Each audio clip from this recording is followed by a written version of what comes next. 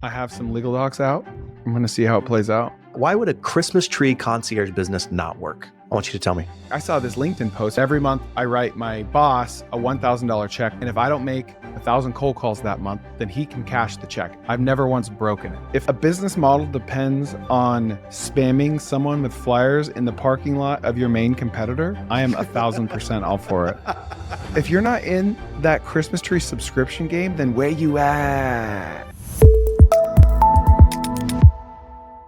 Do you remember that episode we had a couple months ago about the idea to take the random viral, like TikTok shop type ideas and put them in a store? Remember that? Yeah. Pop up. Mm-hmm. Yeah. Well, someone's doing that on the promenade in Santa Monica. There's a literal, like a TikTok shop. It's not TikTok shop. It's this company called Outlandish. And it's a physical retail location where you can sell stuff on TikTok shop live. You can watch people selling live. You can test products. You can buy products in person. You can take classes on how to sell on TikTok shop. You can take classes on how to sell on live stream. And it's all right there. Exactly like we talked about. Did they acknowledge that they got it from us? I have some legal docs out. I'm going to see how it plays out. No, apparently this company's been around for a few years, but they've never done like a physical retail store until like last week. They opened it. I had heard that the promenade was actually having a hard time. It's 3rd Street Promenade, you said, right? Mm-hmm. Yeah, I heard that they were having a hard time with leasing space. Like they were getting a lot of tenants leaving. I guess there's a really big homeless problem there in particular. So, I mean, it would make sense if they just have some free space to throw up that idea. It's pretty crazy. The company who's doing it, they're a legit company. Like, have you heard of them before? No, but they're legit. Yeah. I never heard of them. Come to Dallas next. All right. Chris, let me ask you a question. Are we the startup bros or the holdco bros? Both.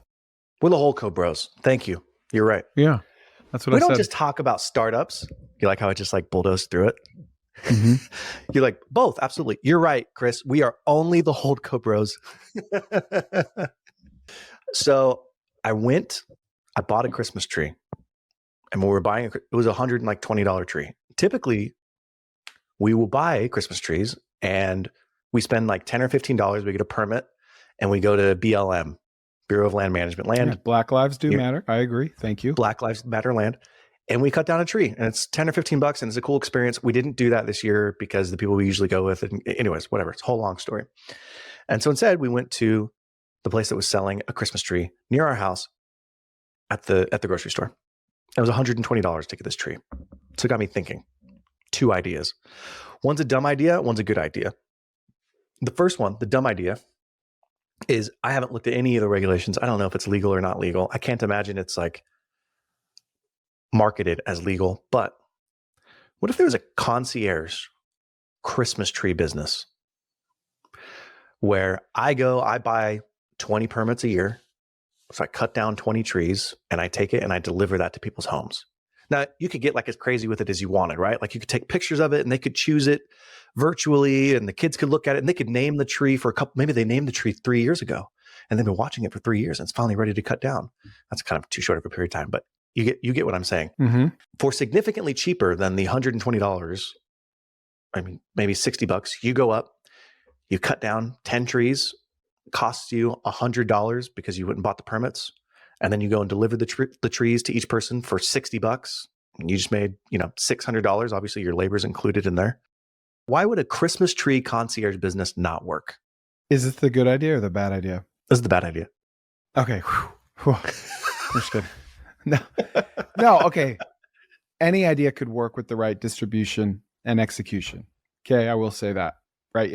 If you got Elon Musk to tweet about this idea, it would work.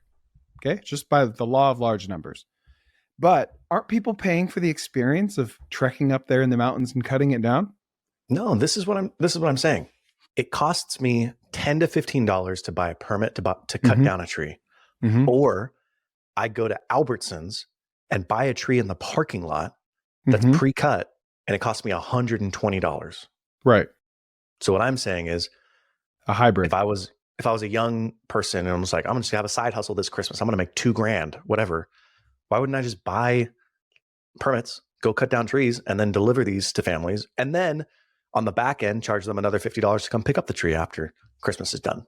It's like your pizza business that we talked about last week, right? Like it's not necessarily it's like I'm gonna go Okay. scale it, but it's just No. I don't. Shoot. There's no idea that's too small for me. Okay. No judgment here on that. my wife says that all the time. There's no such thing as too small, Nick.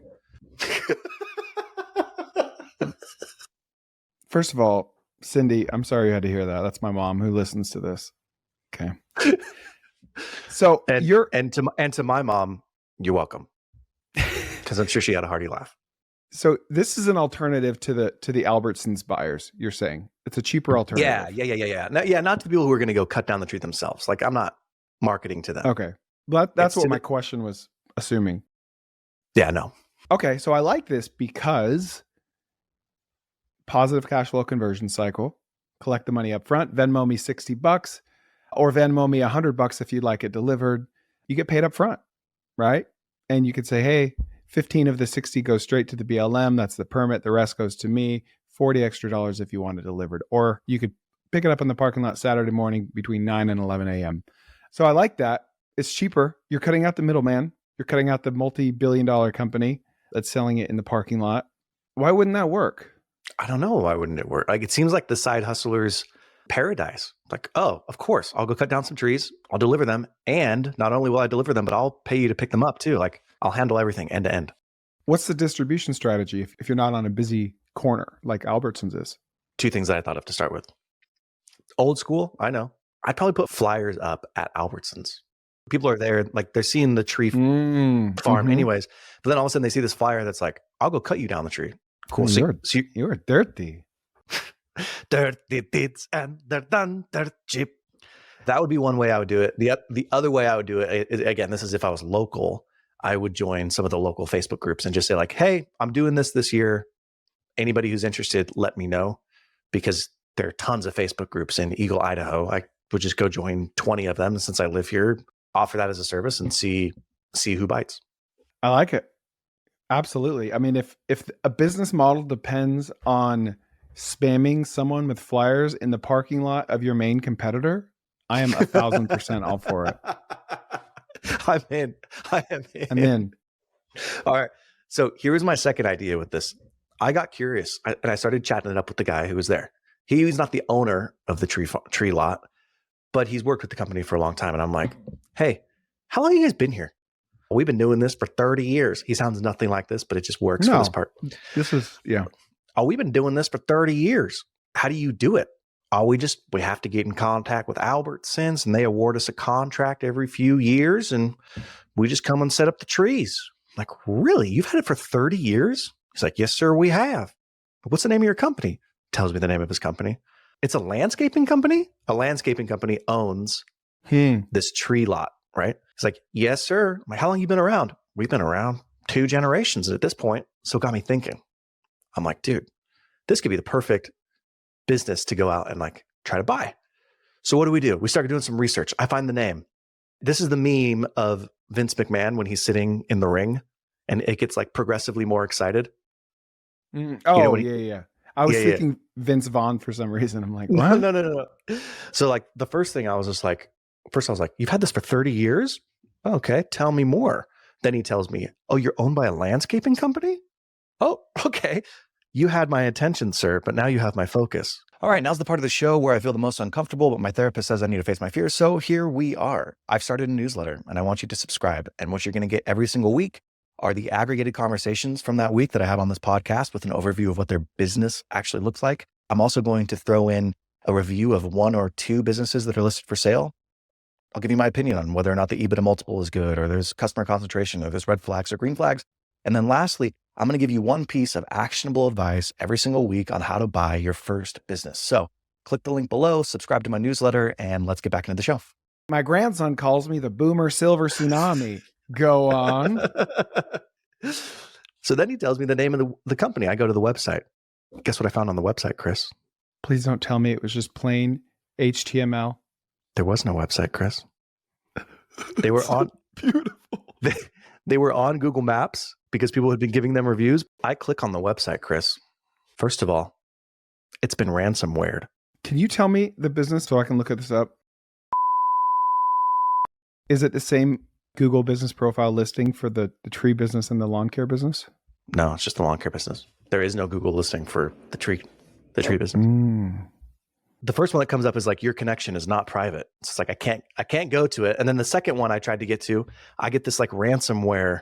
Your website is under construction. If you're the owner of this domain and need assistance, please contact web support at blah, blah, blah, blah, blah. So I'm like, dude, first of all, these guys don't care about their website because they've allowed it to just sit there as a problem. Second, they're a known entity. People are leaving them Google reviews, but they're still not optimizing it. So when you reach out to a mobile home park and it's like Gary Johnson at AOL.com or Lauren Michaels at Comcast.net, SBCglobal.org. The second I see that, I buy a boat.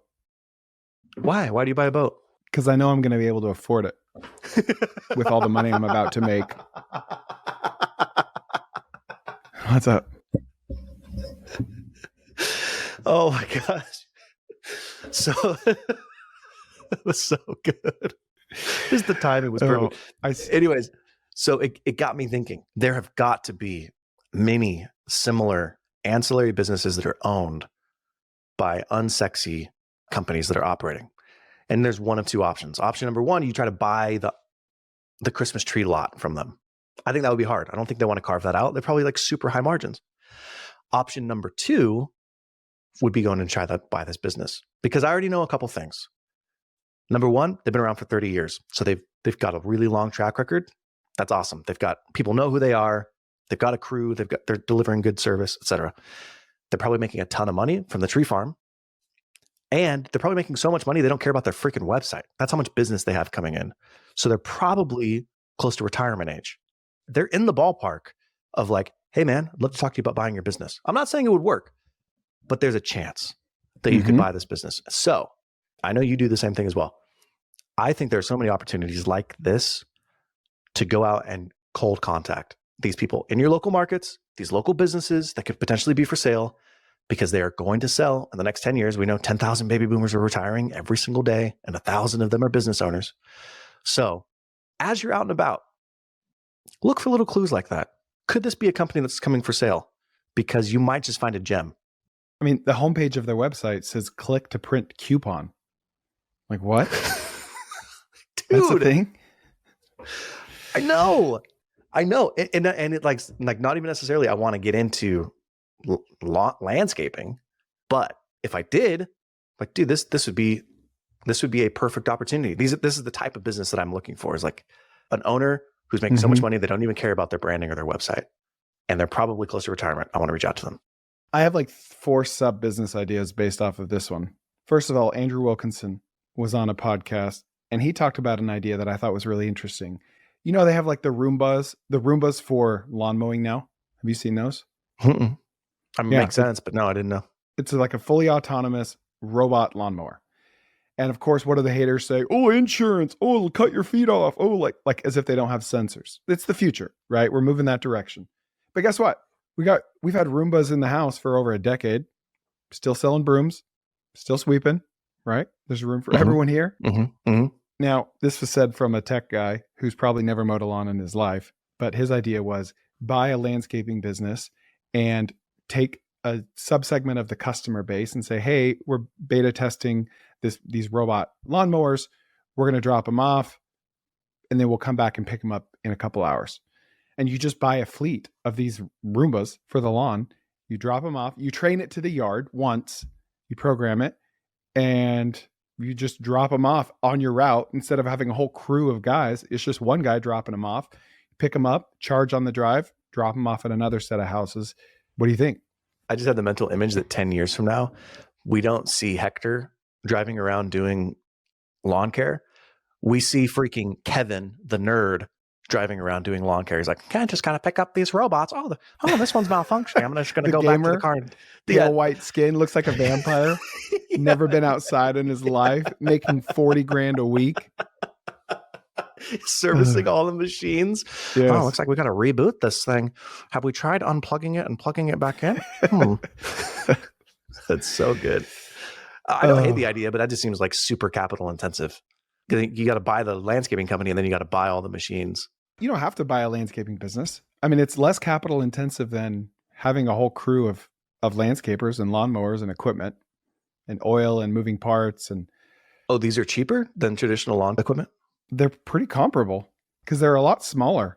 Oh, so they're all electric. Yeah, they're all electric and they're small because you don't need someone to sit on them, right? They're Yeah. literally like the size of a Roomba. And like a commercial riding mower is easily 8 to 15 grand. And these do not cost that much. The downside is they take longer, but there's no one riding them. So it doesn't matter.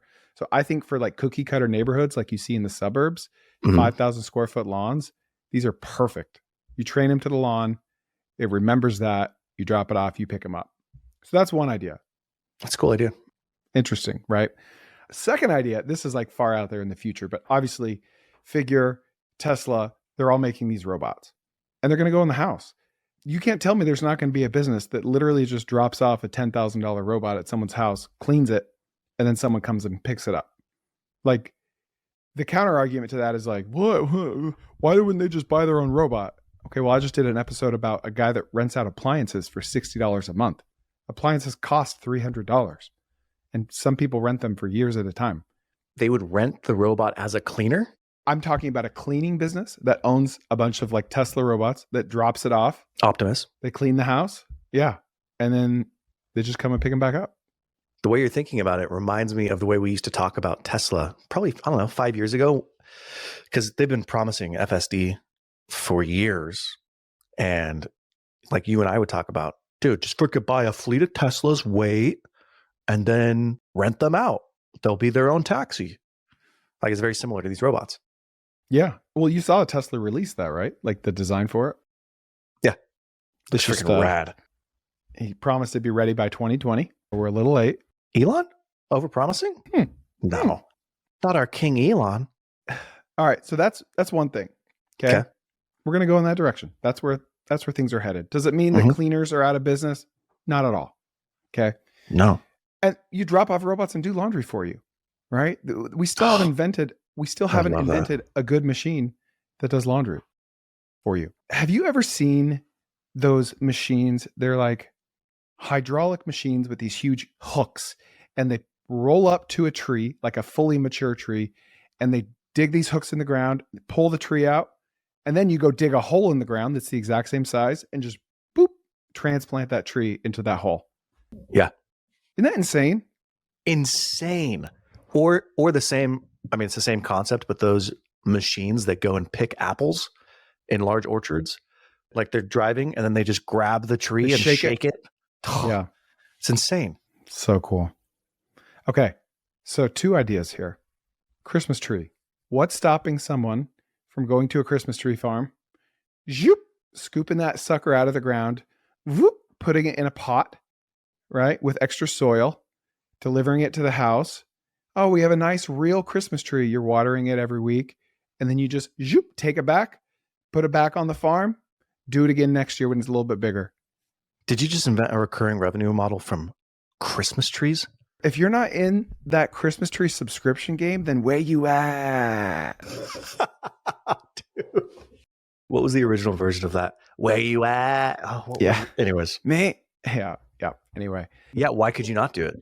I think you could. It's the same concept of transplanting trees, which I've done. You're transplanting it into a pot that is transportable. You're putting it in your living room and you're putting like a nice wreath or a garland or something around the pot, something Christmassy.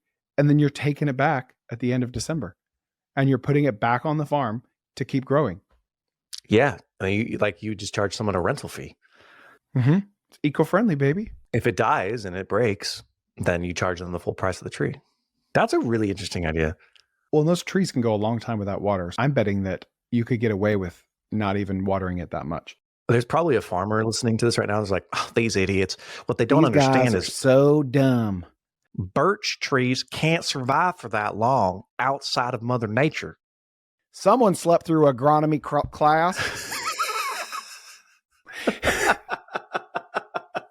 Tell me you're not an arborist without telling me you're not an arborist. I'd say these guys are horta uncultured, if you know what I'm saying. We're so stupid.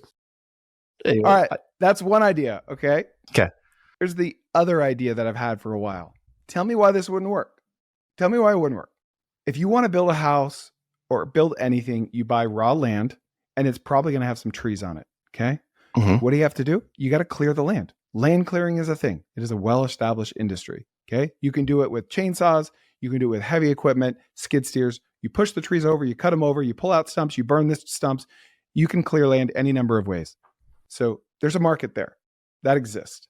And then you've got a market of homeowners or businesses that want to plant mature trees, because it's the one thing you can't just like snap your fingers and have exist. They either have to wait decades for them to grow, or you have to spend a lot of money to buy a transplantable tree. The bigger a tree, the more expensive they are. Tree farms are insanely expensive, like thousands to tens of thousands of dollars to buy these trees that are 5, 10, 15 years old. And it makes sense, right? Why can't you buy one of those hydraulic machines and somehow find a way? Maybe you're pulling city permits. Maybe you're pulling real estate records when a piece of raw land sells and reaching out to the buyer right after it sells, and playing middleman between the guys that are about to chop down or burn all these trees and the guys that want to buy mature trees and moving them. If I were the nursery or the tree farm, that would be something I would explore as a distribution channel. I would reach out to, like you said, tree trimming businesses or land clearing businesses, or getting records of homes that have sold in the area and use that as acquiring cogs, essentially. Mm-hmm. Because in that way, you don't have to reinvent the wheel. You're already selling these trees to people. You're selling them at a much different maturity level, but you're already selling these trees. Yeah, I don't hate it. Those are 4 good ideas off of that. We're pretty tight. All right. Do you remember when we were talking a couple weeks ago about dogs with leaky gut? Yes. Well, when I was talking to him, it gave me this idea, and I was going to bring it up last time, but we didn't have enough time. If you remember, he's selling supplements to pet owners to fix their dog's leaky gut. And he charges a subscription for that. And it's effectively a 2-month treatment course. And then people pay after those 2 months, after the leaky gut is fixed, for the supplements. But he has pretty high churn. So he's got 300 or 400 current customers, but he's had over 5,000 customers. And when I was talking to him on my podcast, I'm asking him the question. I'm like, well, what are you doing with those 5,000? He's like, nothing. I'm like, what are you doing to nurture them? Do you sell to them? No. Do you sell any other products besides these supplements? No, not yet. And it got me thinking, I'm like, how many other companies are like this? How many other Shopify or small businesses, Shopify stores or small businesses, e-commerce businesses just have massive email lists that they're not utilizing? And we've talked about going and buying email lists, which I still think is a really cool thing, or buying Facebook groups.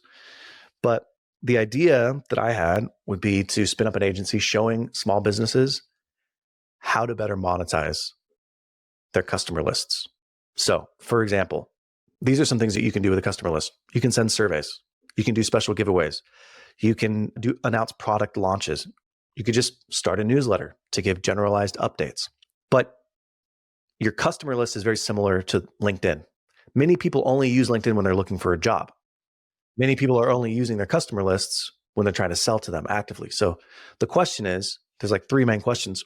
What's your process for capturing customer emails? What's your strategy for nurturing those relationships? And how do you track and determine success? I don't think most small businesses know how to answer those questions. They may know on the front end when they've launched like a sales campaign and they've set up their funnels so that they can actually sell on a specific product. But once they're in the door, they're not doing a really good job of maintaining the relationship with their customers. So I think if you launched an agency around helping small businesses monetize their email lists, whether that's through a campaign, whether it's just nurturing them, whether it's starting a newsletter, whatever it is, and then selling that locally, would be a really cool business. What do you think? Yeah, I like it. So not an email marketing agency that would basically manage someone's email, but it kind of like a consultancy. A little bit. Yeah. And I would only start with existing customers, because there's going to be a natural tendency to be like, oh, well, I'll set up all of your funnels. What does your landing page look like? How do you capture emails? Once the email comes in and you've got a lead, where does it go? How are you responding to it? Within what period of time are you sending them information? I wouldn't do that. There's going to be a natural inclination to do that. I would just focus on existing customers, because eventually then, if you do a good job, the business owner is going to be like, well, can you help me on the front end as well? They've got a leaky bucket. They're losing customers that they've already brought on. So help them patch the hole in their leaky bucket, and then you can help them upstream figure out a better way to set up their funnels. But I just don't think that they're capturing information nearly as well as they could. So you help them with their lead magnet, their email capturing system, and then you help them better monetize their emails. Well, no, you could do that. I would start with just their existing emails and just say, talk to the business owner. Cool. What are your goals? How does a customer typically purchase? What is the life cycle of a customer? How do you stay in contact with them? And then help them craft a customer nurturing campaign or just strategy so that keeps those leads warm. That's the first thing. And then I would help them set up other funnels within their business to help with sales. What do you think you would charge for something like this? And also, second question, what does an ideal customer look like? What size business, what industry? I would start by charging one-time project-based. I know it's really sexy to be like, I charge a monthly fee. I just think if you charge a monthly fee, you're going to continually get blown up by these businesses. Like, set it up one time for them and let them run with it. And then if they have problems, they can come and contact you. I would charge probably $5,000. And I would say, look, this is my ROI guarantee. If you don't get X number of sales within the next Y days, I'll give you half of your money back. You know this with email lists of people who've purchased from you before. If you're a good company, those are the warmest leads that you have because there's a relationship with you already. So I would charge just straight up $5,000, but then I would work into a monthly subscription to help them on the front end. That's the thing that's going to be changing a lot more is like, here's a new campaign you can run. Change the wording of this. This is what the copy should like. It's going to morph into a more traditional marketing and sales agency. An ideal business size, I think, is going to be a sub 1 million business that has a history and a track record. Maybe they've been around for 15, 20 years. Like it's that landscaping company that we described earlier, a little bit newer because that's kind of a little too old, a little too boomerish, but they've got a history. People know who they are. They've got customers. They've got something to work with that you can then show them the real value. If they don't have a big customer list already, then the offering doesn't work. Let me tweak it. So I think sub 1 million is probably too small for someone that's going to spend $5,000 on something like this. I could be wrong. But what about the model of, so Fast Tree Care, right? Our tree trimming business. We have a sizable email list and a phone number list that we've never once used, right? Total hypocrites. Here we are talking about all this. Yeah. We've never used it. It's like, it's human nature. Like, hey, don't eat carbs. You do. You should take a brisk walk after you eat dessert. We don't. And we know that we should, right? Okay. So we're all hypocrites. But I just went through this a couple of weeks ago because I'm like, all right, let's send a mass email for Fast Tree Care to drum up some jobs. And I would bet over 90% of home service businesses that are sophisticated enough to collect emails are not regularly emailing their list. If they are, they're probably paying an agency, like a full service marketing agency, way too much money to do it for them, which means it's not personalized. It's cookie cutter, copy paste, not very effective.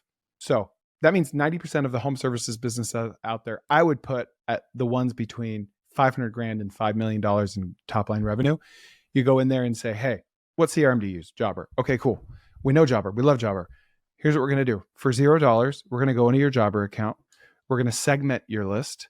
We're going to find people that you gave a quote to but never purchased. We're going to find people that purchased but never purchased you again.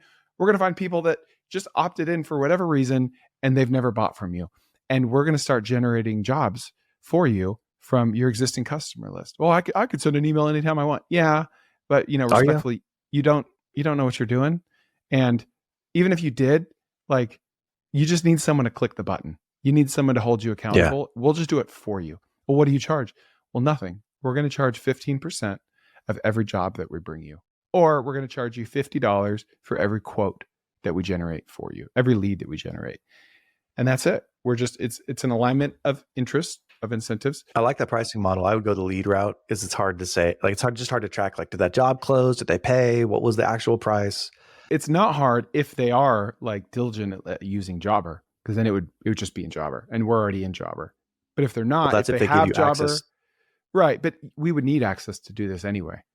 But they might like have Jobber on paper and pay for it every month, but not like be actually putting out jobs in there. And in that sense, Yeah. so maybe it would just be a gut call when you log in a Jobber and it's like, oh, clearly you're doing everything in here. I'm going to charge a percentage of revenue generated, or clearly you're paying for Jobber. You're just collecting emails, but I don't know. Like Jobber shows your revenue is 0. I see 9 wrapped trucks in your parking lot. That's clearly not true. I'm just going to charge per lead generated. I love that. I think that could be a really good business. It's just hard. Like philosophically, it's hard for a business owner to shell out thousands per month or one time for some service and just hope and pray that it works. It returns a positive ROI. Yeah. I mean, we've dealt with that a ton. You think you have a really good idea and you're like, oh, this is amazing. I could generate $100,000 a month for this person. It makes all the sense in the world, but there's still that step of faith. It's like, okay, I'll pay you $5,000 for this.